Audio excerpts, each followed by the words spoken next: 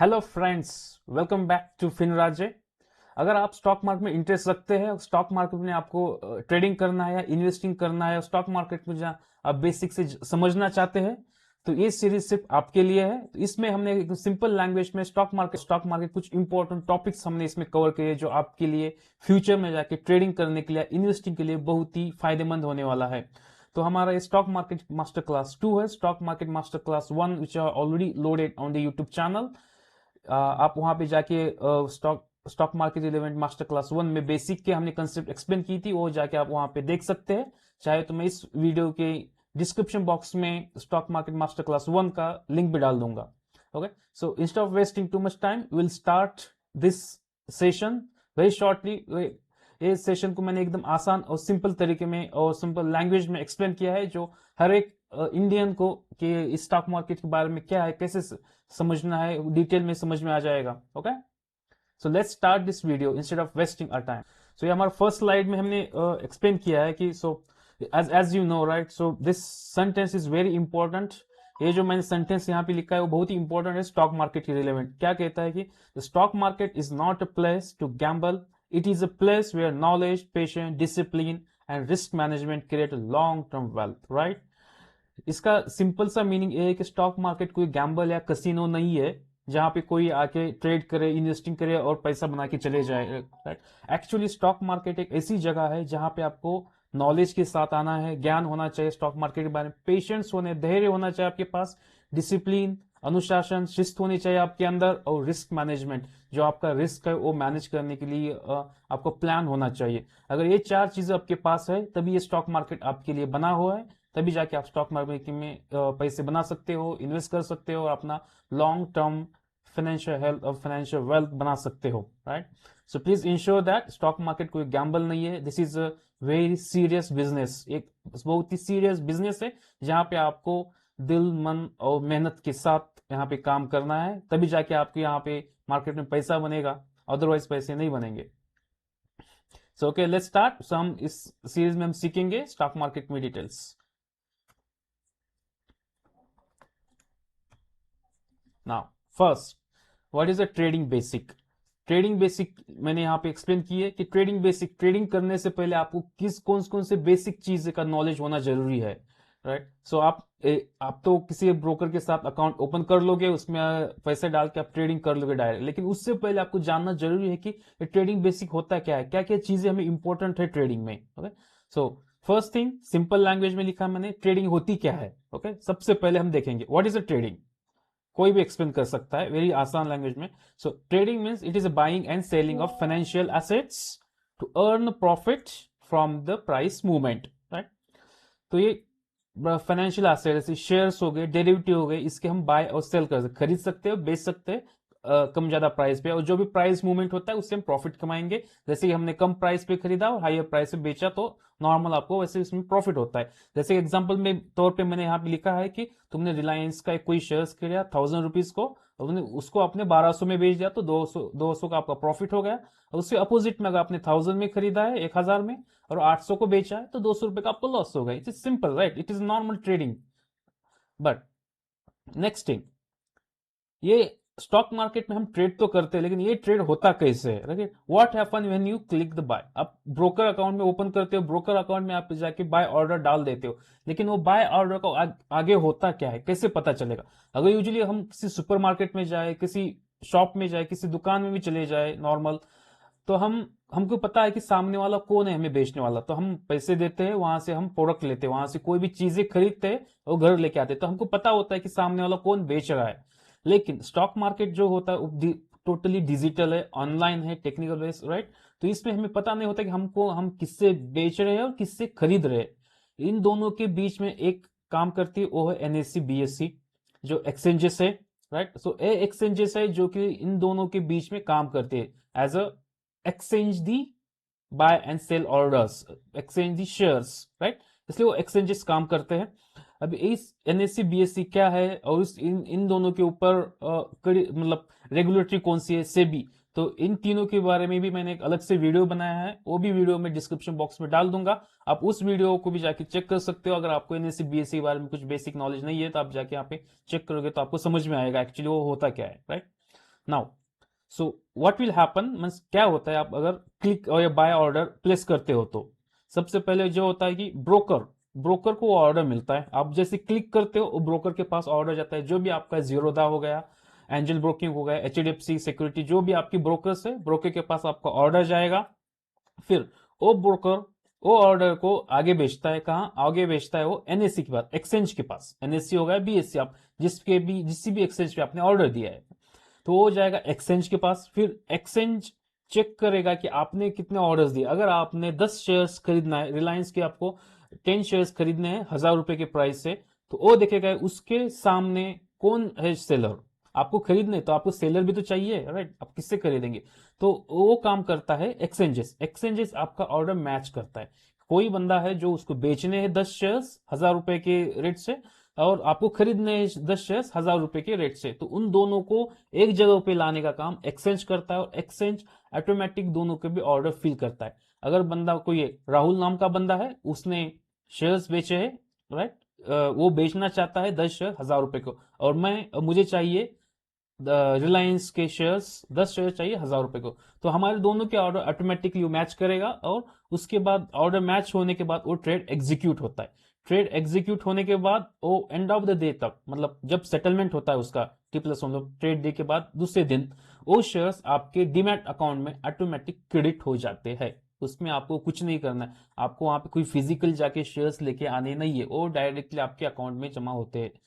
तो ये जो ट्रेड ऑर्डर प्लेस करने से लेके ट्रेड एग्जीक्यूट करने का जो टाइम फ्रेम, वो फ्रैक्शन ऑफ सेकंड होता है, 1 सेकंड से नीचे वाले टाइम में होता है। तो आप देखो टेक्नोलॉजी कितनी फास्ट है, 1 सेकंड से नीचे वाले टाइम में, मतलब फ्रैक्शन ऑफ सेकंड आप ऑर्डर दे सकते हो, ऑर्डर एग्जीक्यूट होगा, और वो शेयर्स आपके अकाउंट दिखने भी लगेंगे। आपको ये तक नहीं पता कि सेलर कौन है, कौन बेच रहा है। शायद ये भी हो सकता है वो जो सेलर है आपके नजदीक, मतलब आपके सिटी में बैठा हो सकता है वो मुंबई में हो, कोई दिल्ली में बैठा हो, कोई गुजरात में, इंडिया के किसी भी कोने में हो सकता है, इंडिया के तो दुनिया के किसी भी कोने में वो बैठा हो सकता है।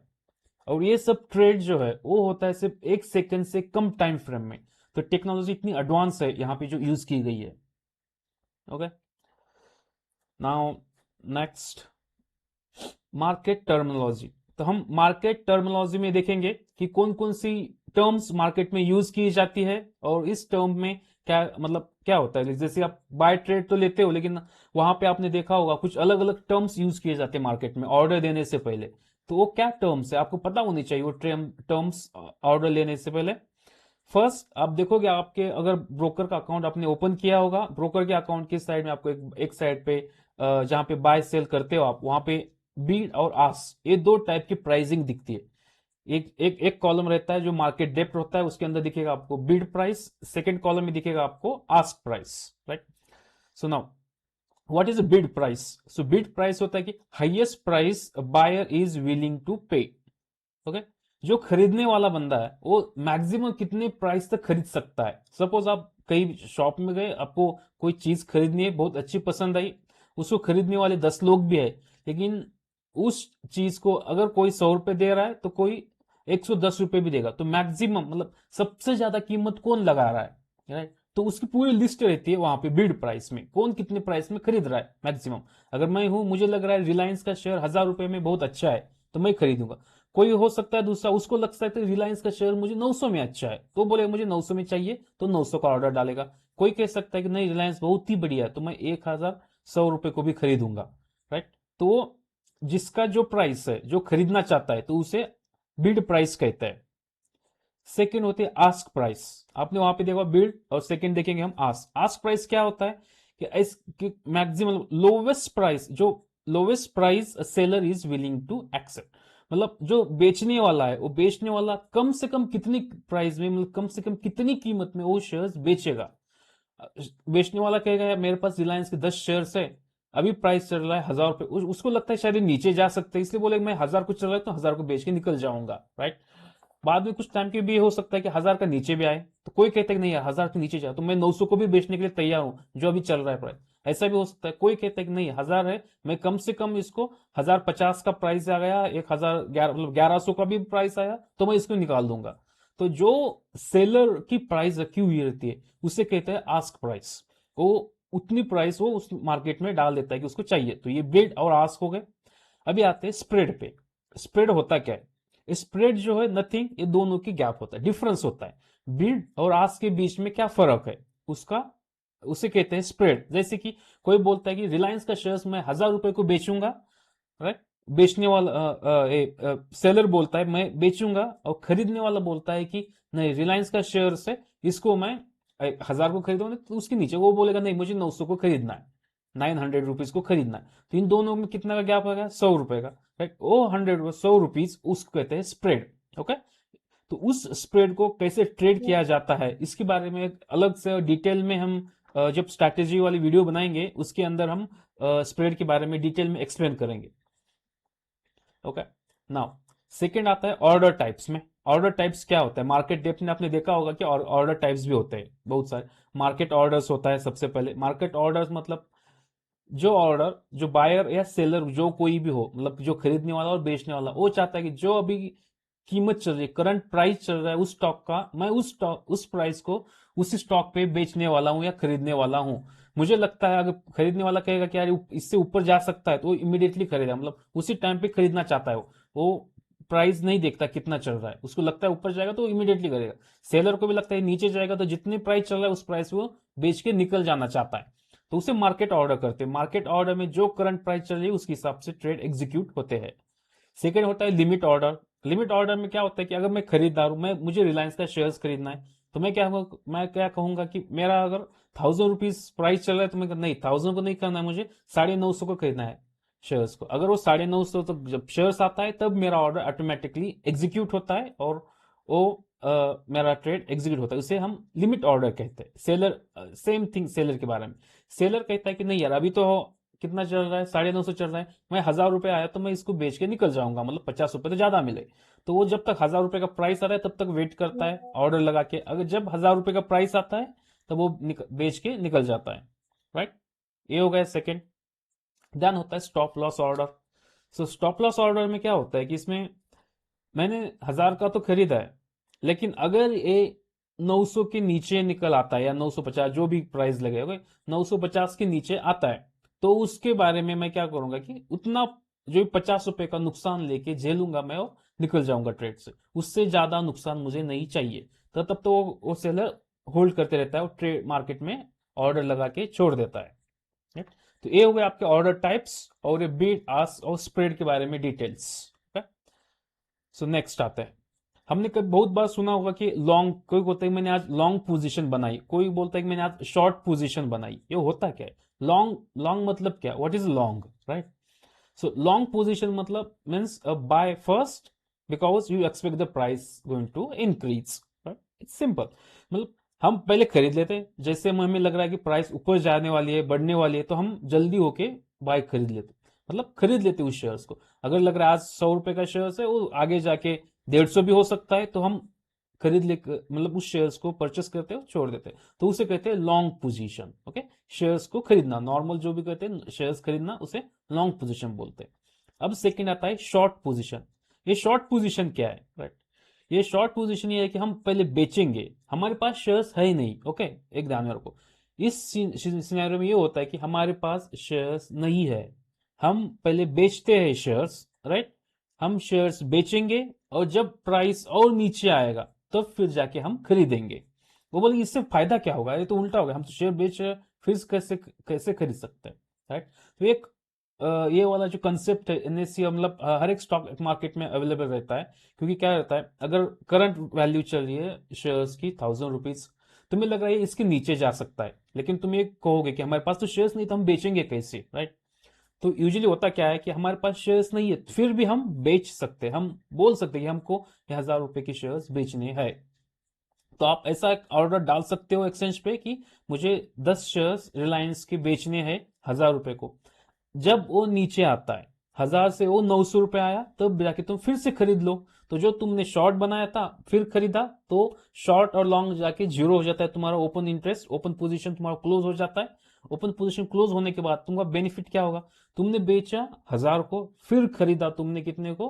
900 को। तो वो जो 100 रुपए का जो गैप है वो आपका बेनिफिट है, राइट? तो इसी तरह से जो शॉर्ट पोजीशन में लोग पैसा बनाते हैं, मोस्टली शॉर्ट पोजीशन कब बनती है, जब मार्केट फॉल होता है, जब मार्केट मार्केट गिरने लगता है तब जाके लोग ज्यादा शॉर्ट पोजीशन बनाते हैं, और लॉन्ग पोजीशन तभी बनती है जब मार्केट बढ़ रहा होता है। Now next, understanding the price movement. तो मार्केट में जो प्राइस मूवमेंट होता है वो, उसका रीजन क्या है, मतलब क्यों होता है प्राइस ऊपर नीचे, आप देखे ही होगा हर एक सेकंड में मूवमेंट ऊपर नीचे होते रहता है, उसका रीजन क्या है, क्यों क्यों इतना ऊपर नीचे होते रहता है प्राइस, तो उसके बारे में जानेंगे। सबसे पहले प्राइस बढ़ने का कारण क्या होता है, एक तो एक्चुअली मार्केट टोटली डिपेंड रहता है डिमांड और सप्लाई के ऊपर। ओके, फर्स्ट, मोर बायर देन सेलर, प्राइस बढ़ने का रीजन क्यों, क्योंकि बायर बहुत ज्यादा है वहां पे और सेलर बहुत कम है, और किस चीज की ज्यादा डिमांड है तो उस चीज का प्राइस बढ़ेगा, ये तो आपको बेसिक पता ही है, राइट। अगर किस आप शॉप में जाते हो, कोई चीज का शॉर्टेज है, उस चीज अवेलेबल नहीं है और उसको खरीदने वाले ज्यादा है, तो ऑब्वियसली जो शॉप ओनर है वो महंगे प्राइस को ही बेचेगा। वैसे ही रहता है ये, जब यहाँ पे बायर ज्यादा होते हैं और सेलर कम होते हैं तो प्राइस ऑटोमेटिकली बढ़ती रहती है। उसके अपोजिट में जहाँ पे सेलर ज्यादा और बायर कम है तो प्राइस गिरेगी। सेकंड होता है मार्केट न्यूज, कुछ अचानक से ऐसा मार्केट न्यूज आता है, राइट, ग्लोबल न्यूज या लोकल इवेंट, मतलब कुछ अचानक से हंगामा बच जाता है मार्केट में, जैसे कोई वॉर हो गया, कुछ हो गया, राइट, और कुछ नई पॉलिसी आ गई मार्केट में, किसी गवर्नमेंट ने कुछ डिक्लेयर कर दिया, तो उसकी वजह से सडनली मार्केट जंप करता है। जैसे कोई सपोज एचडीएफसी बैंक है, उस एचडीएफसी बैंक में कुछ घोटाला हो गया, उसकी न्यूज मार्केट में आ गई अचानक से, कि बोल दिया कि एचडीएफसी बैंक में 1,000 करोड़ का घोटाला हो गया, तो एक 1,000 करोड़ जो है, उस 1,000 करोड़ का जो नुकसान है एचडीएफसी बैंक को हुआ, तो एचडीएफसी बैंक के स्टॉक गिरना लगे, so it will go down. So उसकी उसी कहते हैं, so market base, market news के बेस पे वो ट्रेडिंग की जाती है, मार्केट बेस के हिसाब से भी प्राइस की मूवमेंट होती रहती है। फिर जियो पॉलिटिकल इवेंट, जैसे मैंने कहा कि कोई वॉर हो गया, कुछ इलेक्शंस आ गए, कोई कंफ्लिक्ट है, कोई डिप्लोमेटिक इश्यूज है, किसी ने ट्रेडिंग, मतलब अगर कोई इंडिया इंडिया हमको कुछ एक्सपोर्ट कर रहा है, कुछ पर्टिकुलर प्रोडक्ट किसी देश को, और उस सामने वाले देश ने वो प्रोडक्ट बैन कर दिया, राइट, तो वो जो प्रोडक्ट है, सपोज इंडिया में कार बनती है टाटा की कार हम बेचते हैं किसी और कंट्री को, लाइक सपोज अमेरिका को बेचते हैं, अमेरिका ने बोला कि हमको टाटा की कार नहीं चाहिए, हम उसके बैन लगा देंगे, टाटा हमारे कंट्री में कार नहीं बेचेगा, तो क्या होगा, टाटा के जो शेयर है वो गिरने लगेंगे, क्योंकि उनका सेल वहां नहीं जा सकता, उनका प्रोडक्शन तो बना हुआ है लेकिन वो आगे जाके सेल नहीं कर सकते। तो ऐसे न्यूज है, सेंटिमेंट न्यूज कहते हैं, तो ये न्यूज की वजह से भी मार्केट गिरता है, बढ़ता है। देन कंपनी अर्निंग, कंपनी के रिजल्ट्स आते हैं क्वार्टरली बेसिस पे, कंपनी को इतना प्रॉफिट हुआ उनको हर क्वार्टर बताना पड़ता है, किसी का प्रॉफिट ज्यादा कम जो भी है उसके हिसाब से प्राइसिंग मूवमेंट होती है, तो उस पर्टिकुलर स्टॉक की प्राइस, अगर अच्छा प्रॉफिट का कंपनी है तो उस कंपनी का स्टॉक की प्राइस भी बढ़ेगी, अगर कंपनी ने नुकसान किया, लॉस में चल रही है, तो उस कंपनी के स्टॉक्स की प्राइस कम होती रहेगी, घटती जाएगी। बिग मनी फ्लो, इसका मतलब ये हुआ कि कुछ बड़े इन्वेस्टर्स अचानक से आ गए, रिलायंस का शेयर 1,000 रुपीज को चल रहा था, लेकिन अचानक से कोई एफआईआई है, मतलब फॉरेन इन्वेस्टर्स आ गए, उसने एक बड़ी ऑर्डर डाल दी, उसको चाहते कि 2-4 लाख शेयर्स उठा लिया उन्हें मार्केट से। सो अचानक से जो मार्केट में डिमांड बढ़ती है उसकी वजह से भी प्राइस मूवमेंट होता है। और शॉक्स, जो मैंने बोला था, शॉक्स मतलब कोई वॉर हो गया, कोई डिजास्टर आ गया, कोई मतलब अर्थक्वेक आ गया, भूकंप आ गया, या मतलब कि कहीं पे टेरिफ बढ़ा दिया किसी ने, ऐसे अलग अलग शॉक्स आते हैं, किसी कंट्री ने टैक्स बढ़ा दिया किसी कंट्री पे, जैसे रिसेंटली आप देखोगे तो अमेरिका ने इंडिया के ऊपर 40-50% टेरिफ लगाए थे प्रोडक्ट के ऊपर, उसके चलते ही मार्केट काफी ज्यादा क्रैश हुए थे। right? तो ऐसी रीजंस होती है जिसकी वजह से मार्केट में प्राइस मूवमेंट होती रहती है। Okay, so go to the next one now. Next है हमारा technical analysis. What is technical analysis? अब देख, अब हर बार सुने होगी मार्केट में, जो कोई भी मार्केट में ट्रेड करता है हर एक यही कहता है कि हमको टेक्निकल एनालिसिस आना चाहिए, टेक्निकल हमको समझनी चाहिए। ये होता क्या है, ये टेक्निकल मतलब क्या, मतलब ऐसी क्या चीज है टेक्निकल चीजें जो हर एक उसके पीछे ही पड़े होते हैं, जो कि टेक्निकल एनालिसिस जानना इतना जरूरी और इतना इंपॉर्टेंट होता है, वही चीज हम इसमें देखेंगे। सो एक्चुअली क्या है कि technical analysis is a way of predicting where stock price might go next by studying its past price and volume. मतलब ये हुआ कि टेक्निकल एनालिसिस एक ऐसा एक टूल है जहां पे हम ऐसा प्रिडिक्ट करते हैं कि उस पर्टिकुलर स्टॉक का प्राइस ऊपर जा सकता है या नीचे जा सकता है, उसका प्रिडिक्शन एनालिसिस किसके बेस पे करते हैं, वो करते हैं हम उस स्टॉक के पिछले प्राइस, मतलब हिस्टोरिकल प्राइस जो उसके भूतकाल में जो प्राइसिंग थी उसके हिसाब से वहां पे कितने लोगों ने खरीदा बेचा। सपोज रिलायंस का शेयर्स की हमने एग्जांपल लिया था, 1000 रुपीज का था। 1000 रुपीज के शेयर्स की करंट प्राइस मतलब पहले भी 1000 पे चल रहा था, लेकिन 1000 के यहाँ पे अब देखोगे तो वहां पे बहुत सारे बायर्स थे, मतलब वॉल्यूम ज्यादा था, वहां पे हजारों शेयर्स की ट्रेडिंग हुई। तो उस शेयर्स में ऐसे प्रिडिक्ट किया जाता है कि अगर एक पर्टिकुलर प्रोडक्ट को ज्यादा लोग खरीद रहे हैं तो वो वाला शेयर्स, वो वाला प्रोडक्ट आगे जाके उसका प्राइस बढ़ेगा, right.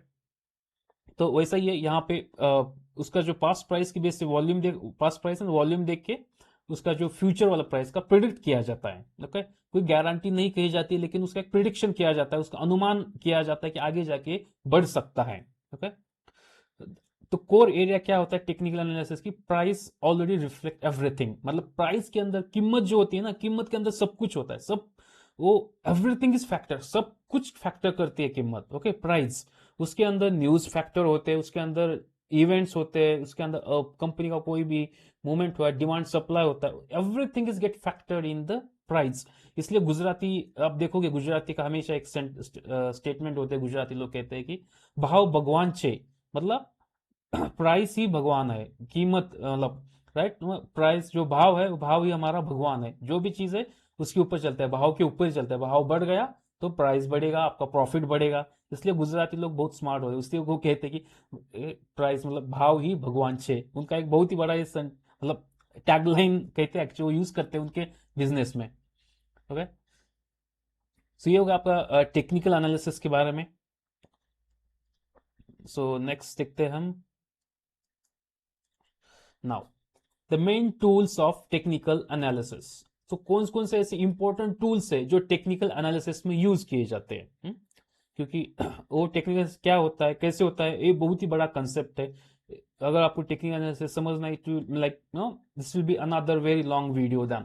Okay, the main tools of technical analysis क्या क्या होते हैं। First, trend line.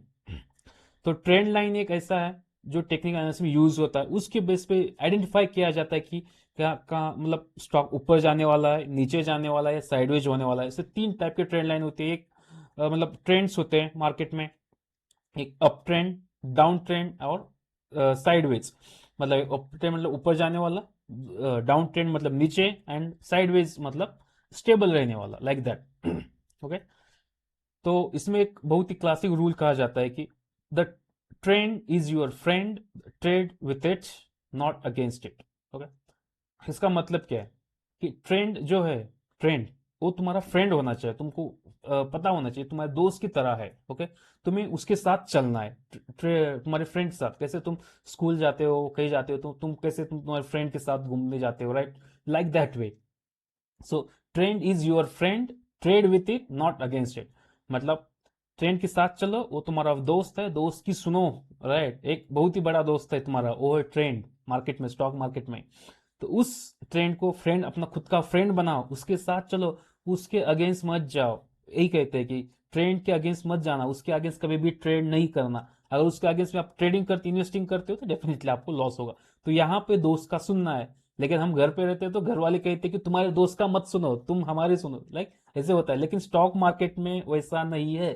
Stock market में आपको तुम्हारी फ्रेंड की सुनना है, और फ्रेंड की सुनने के बाद उसके साथ चलना है, उसके साथ जाओगे तभी आपको प्रॉफिट बनेगा। Support and resistance, next. तो सपोर्ट क्या होता है, रेजिस्टेंस। सपोर्ट मतलब the price level where the buying tend to step, buyers मतलब buying tend to step in and stop a fall. Support एक ऐसा लेवल होता है, राइट। कोई सपोर्ट एक ऐसा फिक्स नंबर नहीं रहता है एक्चुअली।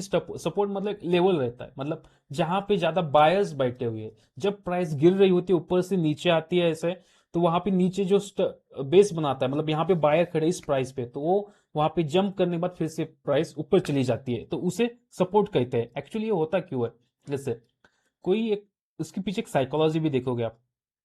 मुझे शेयर्स खरीदने थे 1000 रुपए के, 1000 रुपए के प्राइस के हिसाब से मुझे शेयर्स खरीदने थे। जब प्राइस 1100 पे था, 1100 से नीचे आ रहा 1000 रुपए तक, 1000 रुपए का के टच हुआ, तो वो क्या मेरे प्राइस पे आ गया, तो मैं वहां पे बाय करने का वेट कर रहा हूँ। जब ये मेरी कीमत पे आएगा तब मैं उसे खरीदूंगा।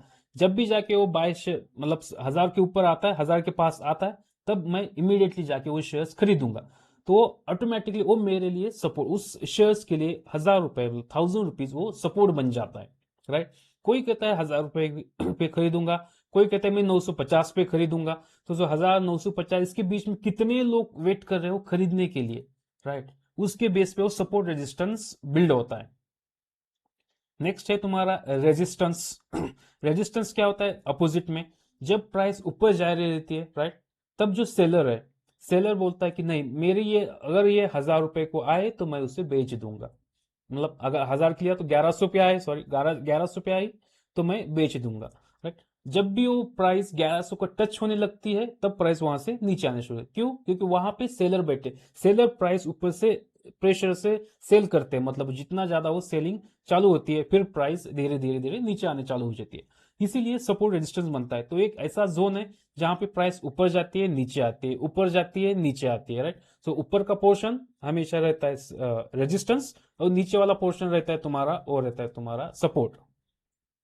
तो प्राइस जो हमेशा इन दोनों की जोन में रहती है, सपोर्ट रेजिस्टेंस की जोन में रहती है, ऊपर जाएगा नीचे आएगा, ऊपर जाएगा नीचे, जैसे वेव्स बनती है ना वैसे, राइट। तो नेक्स्ट है उसमें अपने मेन टूल्स में ये हम अभी, ओके। नेक्स्ट टूल है अपना चार्ट पैटर्न।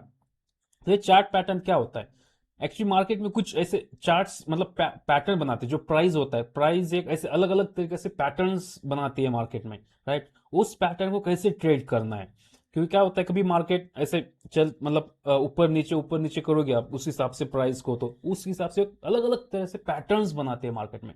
तो चार्ट पैटर्न्स क्या होते हैं, कैसे उसकी ट्रेड करना है, हम इसके ऊपर एक डिटेल में वीडियो बनाएंगे, राइट।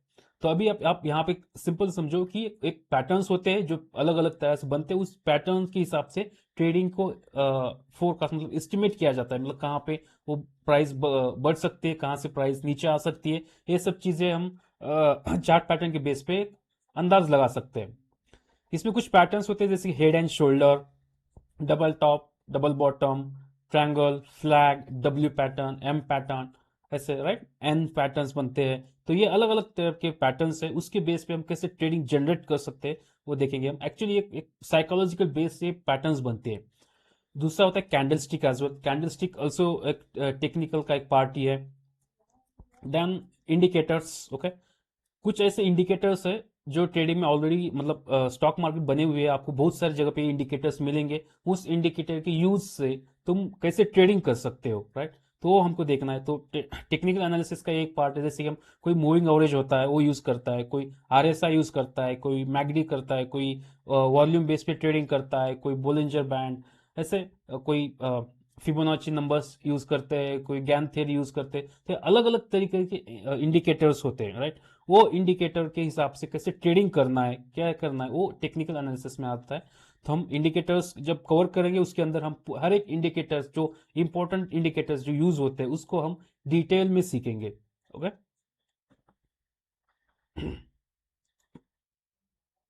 नाउ हमने टेक्निकल एनालिसिस चेक किया, now second is fundamental analysis. ज्यादा करके लोग जो ट्रेडर्स होते हैं जो फंडामेंटल एनालिसिस को उतना वैल्यू नहीं देते, बट एज ए इन्वेस्टर अगर आप इन्वेस्टिंग कर रहे हो, ट्रेडिंग कम और इन्वेस्टिंग ज्यादा है, तो fundamental analysis should be your most important part. So if you combine fundamental and technical analysis together, this will be the very strong analysis for your investing, right। तो हमेशा ध्यान में रखना है कि फंडामेंटल एनालिसिस को लाइटली नहीं लेना है, if which is very very important, right. So most of the people don't know fundamental analysis, how to do that and all. So they only focus on the technical analysis, कोई indicator बता दे, कोई setup बता दे, उसके पीछे भागते हैं, उसके हिसाब से वो ट्रेडिंग करना चालू कर देते हैं। लेकिन अगर आप इन्वेस्टिंग भी करते हो, ट्रेडिंग भी करते हो, तो आपको थोड़ा फंडामेंटल एनालिसिस के बारे में जानना बहुत जरूरी है। अगर इन्वेस्टर है तो fundamental analysis is must for them. So अब देखते हैं हम क्या है फंडामेंटल एनालिसिस, क्या है, मतलब इतना क्या इंपॉर्टेंस है हमको देखना है। So fundamental analysis is a flip side of what we just cover, right. Instead of studying price chart, it ask is this actually a good company and is a stock price fairly for what it's worth. जो हमने अभी technical देखा था उसका थोड़ा opposite side, मतलब दूसरी side है। एक जैसे कॉइन देखोगे आप, कॉइन के टू साइड होते हैं, head and tail, like that. Head your technical, tail is your fundamental, like that we can switch anyways, right। तो इस फंडामेंटल एनालिसिस में हमको ये पता चलता है कि जो हम कंपनी में इन्वेस्ट कर रहे हैं, पैसा लगा रहे हैं, क्या वो कंपनी सही में अच्छी है, क्या वो कंपनी का प्राइस जो स्टॉक प्राइस है वो मतलब सही कीमत पे वो बेच रहा है या नहीं बेच रहा है। ये चीजें आपको फंडामेंटल एनालिसिस में पता चलती है। तो आप बोलोगे यार कैसे पता चले हमको ये कंपनी सही है नहीं है, तो हम इसके बारे में कैसे पता करें, right. Sorry,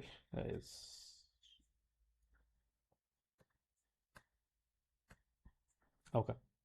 The core idea of fundamental analysis. Okay, the every stock represent a partial ownerships of real business. Fundamental analysis tries to figure out the company's true value based on its actual business performance. तो fundamental analysis में जो price जो होती है उसकी actually जो true value होती है उसके बिजनेस के हिसाब से वो फिक्स की जाती है actually, then compare that the current stock price. जो उसकी जो बुक्स में जो प्राइसिंग की है शेयर्स की वो देखना, और करंट वैल्यू क्या चल रही है स्टॉक मार्केट में वो देखना। अगर उन दोनों में काफी बड़ी तफावत है, मतलब काफी ज्यादा डिफरेंस है ना, तुम्हारा इंटरेंसिक वैल्यू कम है उस शेयर्स का, एक्चुअली ये तुमको उसके फाइनेंशियल्स पढ़ के पता चलेंगे, और जो शेयर्स में वैल्यू है आपको तो एक्सचेंज पे पता चलेंगे।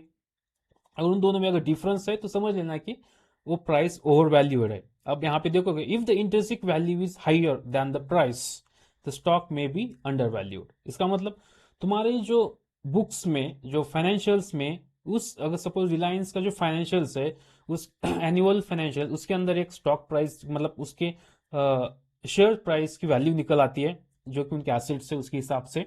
सपोज फाइनेंशियल स्टेटमेंट से कहता है कि उसका वैल्यू होना चाहिए 1000 रुपीज, लेकिन करंट मार्केट में चल रहा है 1200 नो सॉरी 900 रुपीज, राइट। इसका मतलब क्या होगा, जो उसकी प्राइस होनी चाहिए वो उसके नीचे है। मतलब एक सिंपल में देखेंगे, जो उस शेयर्स की औकात होनी चाहिए वो उसकी कम प्राइस में वो ट्रेड कर रहा है, राइट। तो ऐसा नहीं होना चाहिए, वो उसके ऊपर जाए, उसके लेवल तो होना चाहिए कम से कम एक्चुअली। तो वो उसके तब जब वो जाके लेवल होगा तब वो सेम होगा, उसके नीचे है तो इसका मतलब वो अंडर वैल्यूड है, मतलब उसकी खुद की चीज की कीमत कम है। सेकेंड होता है intrinsic value is lower than the price, मतलब अगर उसकी बुक वैल्यू जो इंटरेंसिक वैल्यू है उसकी फाइनेंशियल स्टेटमेंट में अगर वो कम है, लेकिन स्टॉक मार्केट पे जो शेयर्स है उसका वैल्यू ज्यादा दिख रहा है उस कंपनी का, उस पर्टिकुलर कंपनी का, इसका मतलब वो ओवर वैल्यू है, वो रिस्की हो सकता है, ऐसे स्टॉक में पैसे नहीं लगाने चाहिए।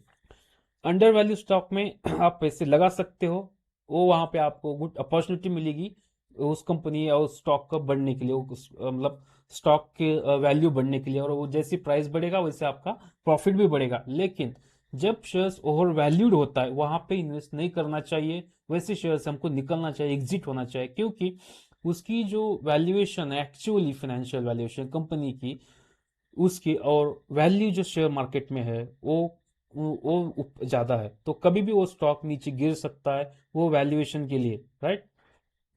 तो ऐसे स्टॉक में आप कम ही इन्वेस्ट करते रहना।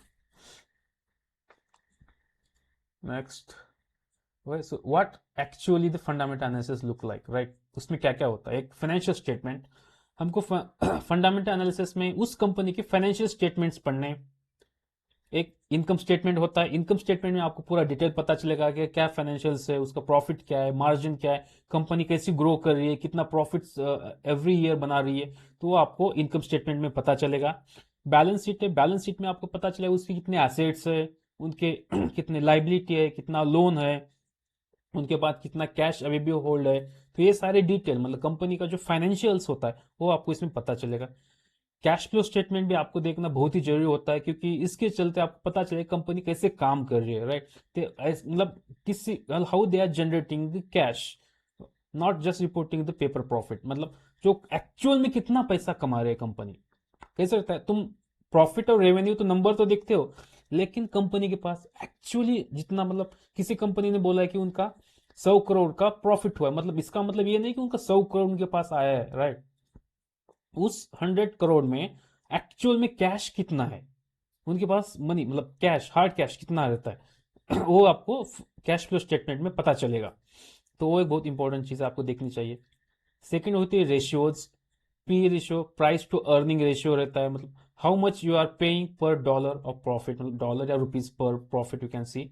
Earning per shares, profit divided across all shares कितना होता है, डेब्ट to equity and are return on equity. ये कुछ रेशियोज है, फाइनेंशियल रेशियोज है, आपको ये समझने पड़ेंगे फंडामेंटल एनालिसिस करने से पहले और सीखते टाइम। एक्चुअली ये हम किसी और वीडियो में कवर करेंगे इन डिटेल में। देन नेक्स्ट आता है हम बिजनेस इटसेल्फ। हमको देखना है कि वो कंपनी का बिजनेस क्या है, मतलब किस फील्ड में वो बिजनेस करते हैं, क्या वो प्रॉफिटेबल है, क्या वो बिजनेस का फ्यूचर है, क्या कुछ उस बिजनेस के बारे में कुछ नए ऐसे इवेंट आने वाले, या गवर्नमेंट कुछ ऐसा डिक्लेयर करने वाला है, या किस बजट में कुछ बोला है इवेंट के बारे में, उस कंपनी के बारे में, या फ्यूचर में वो कंपनी कैसे ग्रो कर सकते हैं, उसका आपको एक एस्टिमेट लगाना पड़ेगा। जैसे कि अब करंट देखोगे कि एआई इस बहुत पावरफुल चल रहा है, एआई की जो भी कंपनी है काफी बूम पे है। ऐसा लग रहा है कि फ्यूचर में जाके AI is very important product होने वाला है हर एक कंपनी के लिए। तो एआई की जो कंपनीज है, जैसे कि हम देखते हैं चैट जीपीटी, गूगल जेमिनी, ये सब जो प्रोडक्ट्स है, राइट, और क्लाउड एआई, एंथ्रोपोनिक, ये सारे जो कंपनीज है इनके स्टॉक देखो आप कितने दौड़ रहे, राइट। सो आपको ऐसे देखना पड़ेगा कि करंट मार्केट में क्या है, उस जो कंपनी में हम इन्वेस्ट कर रहे हैं उस कंपनी का प्रोडक्ट क्या है, और उसके फ्यूचर में क्या डिमांड हो सकती है और कितना रहने वाली है, उसके हिसाब से उस कंपनी का ग्रोथ आप एस्टिमेट कर सकते हो। और बड़ा पिक्चर आपको देखना है, मतलब you have to see the bigger picture of the company, like उस कंपनी को देखना है, उस कंपनी का इंडस्ट्री कंपटीशन कौन है, उस वो सिमिलर टाइप का प्रोडक्ट और कितनी कंपनियां बनाती है, उस कंपनियों में जिसमें आप इन्वेस्ट कर रहे हो उस कंपनी का मतलब कॉम्पिटिटर के हिसाब से कितनी बड़ी कंपनी है। अगर बाकी के कॉम्पिटिटर छोटे छोटे हैं और ये अकेला बड़ा है, इसका मतलब इसका प्रॉफिट स्टेबल रहने वाला है, हो सकता है। ये सब चीजें आपको देखनी पड़ेंगी, राइट। तो ये हो गया अपना स्टॉक एनालिसिस, मतलब फंडामेंटल एनालिसिस में किस तरह के हम डिसीजन ले सकते हैं based on the fundamental analysis. Next है, this is just comparative between the fundamental analysis and technical analysis. होता क्या है, फंडामेंटल एनालिसिस क्या कहता है कि क्या कंपनी सही है चेक करता है, और उसके अपोजिट टेक्निकल एनालिसिस बोलेगा कि यार where the price is heading, price किधर जा रहा है। अगर कंपनी अच्छी है, प्राइस ऊपर जा रहा है, वो एक डिसीजन आपके लिए बहुत हो सकता है, अच्छा हो सकता है। हमको फंडामेंटल एनालिसिस में किस चीजों पे फोकस करना है। फर्स्ट हमको फाइनेंशियल स्टेटमेंट देखने हैं, और उसकी फाइनेंशियल स्टेटमेंट और बिजनेस क्वालिटी ऑब्जर्व करनी है। टेक्निकल एनालिसिस क्या करता है, हमको चार्ट देखने, हमको पैटर्न देखने, इंडिकेटर्स देखने, उसके बेस पे हम डिसीजन ले सकते हैं। फंडामेंटल एनालिसिस हो लॉन्ग टर्म इन्वेस्टिंग के लिए बेनिफिट है, month, year, 2 year, 3 years like that. और टेक्निकल एनालिसिस ट्रेडिंग बेस पे होता है, 5 मिनट, 10 मिनट, 1 घंटा, 2 घंटा, एक दिन, तो टेक्निकल एनालिसिस को यूज कर सकते हैं। गोल क्या होता है, फंडामेंटल एनालिसिस में हम बाय करते हैं इन्वेस्टिंग करने के लिए, ओके, हमको क्या खरीदना है, क्या करना है। लेकिन टेक्निकल टेक्निकल तुमको बाय और सेल दोनों बता देता है, मतलब कौन सा शेयर्स बाय करना है, कौन सा बेचना है, based on technical indicators, right. अब लास्ट आता है किन के लिए, actually most of the fundamental analysis investor use करते हैं, बड़े बड़े इन्वेस्टर्स होते हैं, कोई भी होगा, रिटेल तो आई थिंक कम ही करते होंगे, लेकिन जो भी करते हैं तो बहुत बढ़िया है। लेकिन बड़े बड़े इन्वेस्टर्स फंडामेंटल एनालिसिस के बेस पे ही इन्वेस्टिंग करते हैं। और technical analysis each and every trader करता है, मतलब तुम कोई भी ट्रेडर हो जो ऑप्शन बाय करते हैं, खरीदते हैं, बेचते हैं, वो लोग भी टेक्निकल एनालिसिस के बेस पे ही बाइंग सेलिंग करते रहते हैं, राइट। सो एक प्रोफेशनल टिप मैंने यहाँ पे लिखी है कि use fundamental analysis to select quality companies and technical analysis to determine the best entry and exit point. तो फंडामेंटल एनालिसिस हमको यूज करना है अच्छी कंपनी सर्च करने के लिए, और कौन से टाइम में शेयर्स खरीदने हैं, ओके। अगर इन दोनों का कॉम्बिनेशन करेंगे हम, तो हमारा एनालिसिस बहुत बढ़िया होगा, और उसके हिसाब से हम ट्रेडिंग कर सकते हैं, इन्वेस्टिंग भी कर सकते हैं, राइट। ओके, तो अब हम आ चुके हैं लास्ट पेज पे, गाइज, ये हमारा थैंक यू वाला पेज है। So thank you so much for watching this video.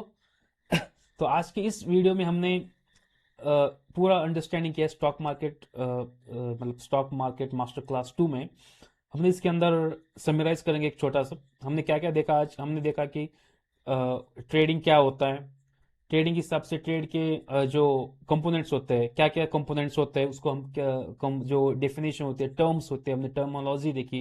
बाद में हमने टेक्निकल एनालिसिस क्या होता है ये चेक किया, और हमने बाद में ये भी देखा फंडामेंटल एनालिसिस क्या होता है, और क्या मतलब उसके हमको technical analysis, fundamental analysis investing और ट्रेडिंग में कैसे यूज करते हैं वो हमने देखा। तो हमने एक्चुअली ओवरव्यू और बेसिक के हिसाब से बनाया गया ये रिकॉर्डिंग है।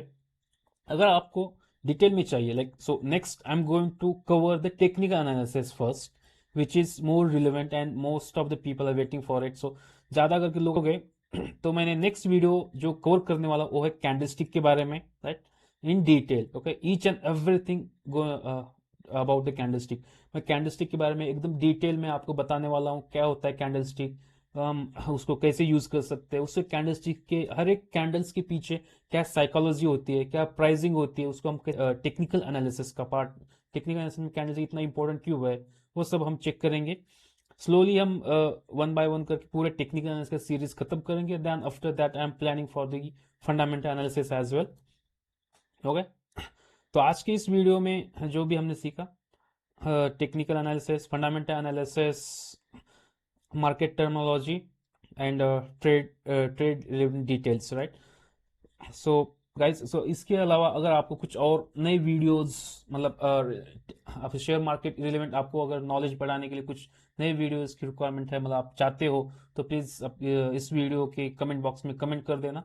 Then I can go through the comments and then I will try to build recordings on those topics. Okay, तो आज के लिए इतना ही। ज़रा इवेंट कुछ नॉलेज बढ़ गया होगा, कुछ इम्प्रूवमेंट आया, कुछ एडिशंस आपके शेयर मार्केट के जो जर्नी है उसमें ऐड हुएंगे, तो प्लीज़ इस वीडियो को लाइक, शेयर और सब्सक्राइब जरूर करना। इस चैनल को सब्सक्राइब करो और अपने दोस्त के साथ, फ्रेंड और जो भी आपके फैमिली मेम्बर्स है उनके साथ शेयर करो। यस, मैं इतना ही कहूँगा आज के लिए। So guys, thank you so much for watching this video. मिलते हैं हम अगले सेशन में, जहाँ पे हम बात करेंगे कैंडलस्टिक के बारे में।